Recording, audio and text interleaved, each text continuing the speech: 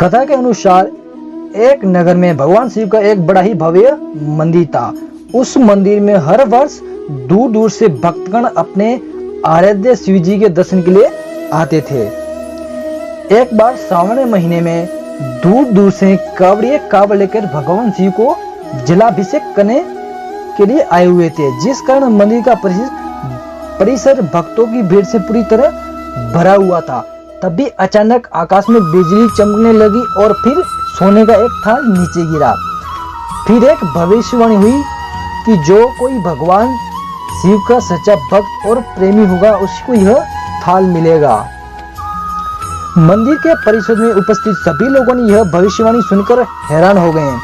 फिर धीरे धीरे सभी उस थाल के पास इकट्ठे हो गए। जो लोग मंदिर की व्यवस्था देखते थे उन्हें तो पूरा विश्वास था कि यह थाल हमें ही मिलेगा, इसलिए वे सबसे आगे जाकर खड़े हो गए और बोलने लगे कि यह थाल तो हमें ही मिलना चाहिए। मैं प्रतिदिन महादेव का अभिषेक करता हूँ। फिर सबसे पहले पंडित जी भीड़ से आगे आए और बोल देखिए, मैं प्रतिदिन महादेव का अभिषेक करता हूँ, अतः मैं ही भोलेनाथ का सबसे निकटवर्ती प्रेमी और भक्त हूँ, इसलिए थाल मुझे मिलना चाहिए। इतना कहकर पंडित जी ने थाल उठाया। जैसे पंडित जी ने थाल उठाया, थाल पित्तल का हो गया। यह देखकर पंडित जी बड़े लज्जित हुए। उन्होंने थाल यथास्थान पर रखा और वहां से निकल गए। फिर एक एक करके वहां उपस्थित सभी पंडितों ने खुद को आजमाया, लेकिन शायद उनमें से कोई भी सच्चा भक्त नहीं था। उन्हें भी थाल यथास्थान पर रखकर चले जाना पड़ा। इसके बाद उस नगर के राजा का आगमन हुआ। राजा साहब आगे आए और बोले, मैंने महादेव के मंदिर में बड़ी बड़ी भारी दान दक्षिणा दी है, इसलिए यह थाल मुझे ही मिलेगा। इतना कहकर राजा सब आगे बढ़े और थाल उठाया। जैसे ही राजा ने थाल उठाया, थाल तांबे का हो गया। यह देखकर महाराज भी लज्जित हुए और थाल यथास्थान पर रखकर एक तरफ खड़े हो गए। इसके बाद इसी तरह एक से बढ़कर एक दानी महात्मा और भक्त पधारे और थाल उठाया, लेकिन किसी के हाथ में कुछ और किसी के हाथ में कुछ और हो गया, लेकिन सोने का नहीं रहा। तब लोगों को पता चला कि हम में से कोई भी महादेव का सच्चा भक्त नहीं है। उसी समय एक किसान का आगमन हुआ। वो बेचारा महीनों बाद आज चातुर्मास के सोमवार के शुभ अवसर पर शिव जी के दर्शन के लिए आया था।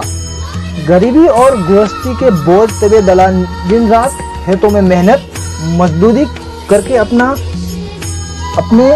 पेट भरना और परिवार का गुजारा करता था। अभी रास्ते में आ ही रहा था कि कोई भिखारी मिल गया और कुछ खाने को मांगने लगा।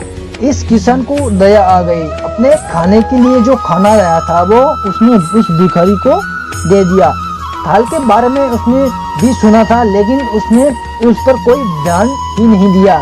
सीधा मंदिर में गया और महादेव का पूजन करके बाहर आ गया। परिक्रमा करके जाने को वह तभी पीछे से एक व्यक्ति बोला, भाई तुम भी थाल को उठाकर देख लो, हो सकता है तुम ही वही सच्चे भक्त हो जिसके लिए ये थाल आया है। किसान को लगा कि वह व्यक्ति उसका मजाक बना रहा है। किसान ने हंसते हुए कहा, भाई मैं तो कभी कोई पूजा पाठ नहीं करता, महीनों में एक आध बार मंदिर आता हूँ, मैं कहे का सच्चा भक्त। वह अजनबी बोला, भाई हम तो देख चुके हैं, हमारी भक्ति तो 2 कौड़ी की भी नहीं है। अब तुम भी अपना हाथ लगाकर देख लो, सोने का थाल मिलने न मिले किंतु पता चल जाएगा तुम्हारी भक्ति में कितनी सच्चाई है। अंत में लोगों के बहुत आग्रह करने पर आखिर उस भोले भाले इंसान ने जाकर थाल उठा ही लिया। जैसे ही उसने थाल उठाया, लोगों के आश्चर्य का ठिकाना नहीं रहा। सोने का थाल रोशनी से चमचमाने लगा। यह देखकर सब लोगों ने खुशियों की लहर दौड़ गई। सभी लोग उसके जय जयकार लगाने लगे और पूछने लगे कि भाई तुम ही सच्चे भक्त हो, अब हमें भी बता दो कि कैसी भक्ति करते हो जिसमें महादेव तुमसे इतने प्रसन्न है। यह सुनकर किसान बोला, भाई मैं कोई भक्ति नहीं करता, मैं केवल दिन भर खेतों में काम करता हूँ और थोड़ा समय निकालकर जरूरतमंद लोगों की मदद करता हूँ। इसके अलावा मैं कोई भी विशेष कार्य नहीं करता। लोग पूछने लगे, तुम लोगों की मदद क्यों करते हो? हंसते हुए किसान बोला सुकून। दूसरों के चेहरे पर मुस्कान देखकर मुझे तो आनंद और खुशी होती है, उसे मैं शब्दों में क्या बयां नहीं कर सकता। शायद यही कारण के महादेव मुझसे खुश हैं।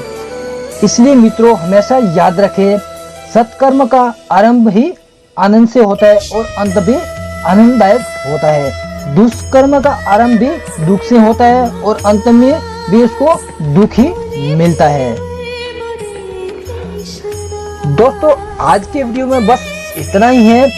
और अगर हमारा ये वीडियो आपको अच्छा लगा है तो कमेंट के माध्यम से हमको ये जरूर बताएं। और अगर हमारी ये बातें पसंद आई है तो हमारे ज़्यादा से ज़्यादा वीडियो देखें और लाइक करना ना भूलें। अगर आप हमारे चैनल पर नए हैं तो ऐसी ही आध्यात्मिक और पौराणिक कथाओं और वीडियो को जानने के लिए अभी हमारे चैनल को सब्सक्राइब कर ले और साथ में बेल आइकन को भी दबा दे ताकि आपसे कोई वीडियो मिस हो न पाए। अब हमें इजाजत दे। आपका बहुत बहुत शुक्रिया।